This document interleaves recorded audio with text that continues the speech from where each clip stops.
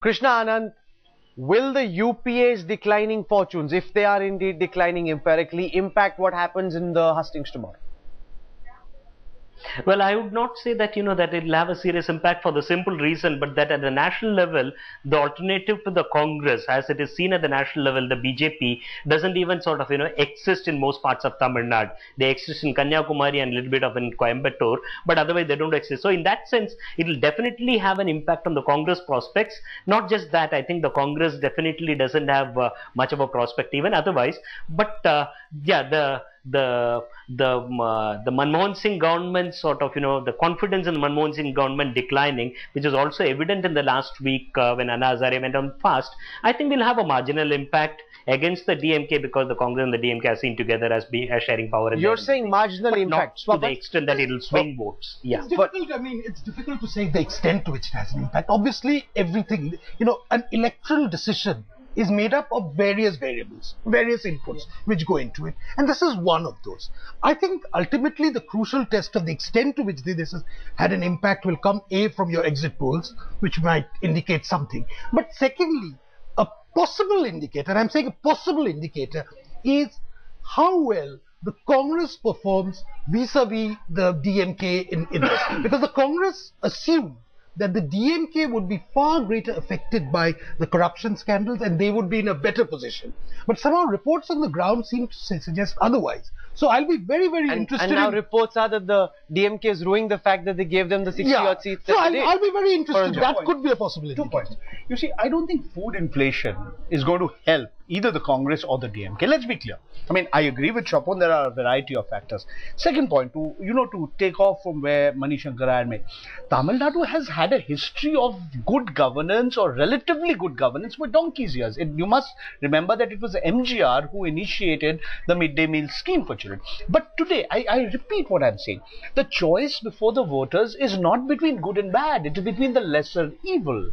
And therefore, to that extent, my personal instinct says that Ms. Jayalalitha, and you must remember, it's Vijay-Kant plus, it's AIDMK plus Vijay-Kant plus left, that coalition has an edge. So that's final words from you. Jayalalitha, Vijay-Kant with their nose in front?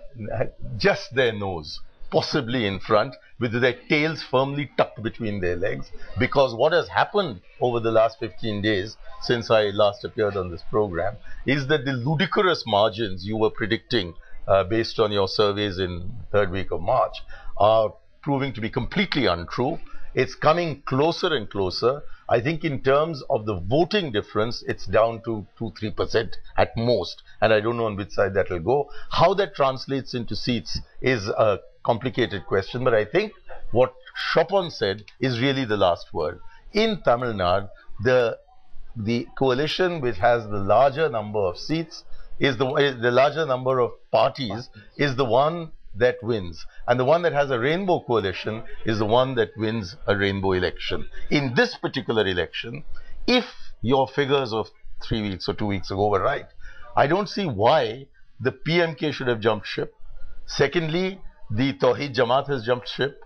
Thirdly, Vaiko has jumped ship. Why are all these people who are with Jayalalitha saying that no, I don't wish to be with her now at this stage, when headlines today says that Jayalalitha is going to get a huge victory? So what I see happening is, I'm not able to make a prediction, but what I do say is that whichever of the two alliances wins, the margin is not going to be significant. Sanjay Kumar is the man with the numbers. Let's get him to make the prediction. And Rahul, we all know that Jayalalitha has an alliance of 12 parties, and that has been the case over last several 12 elections. Parties?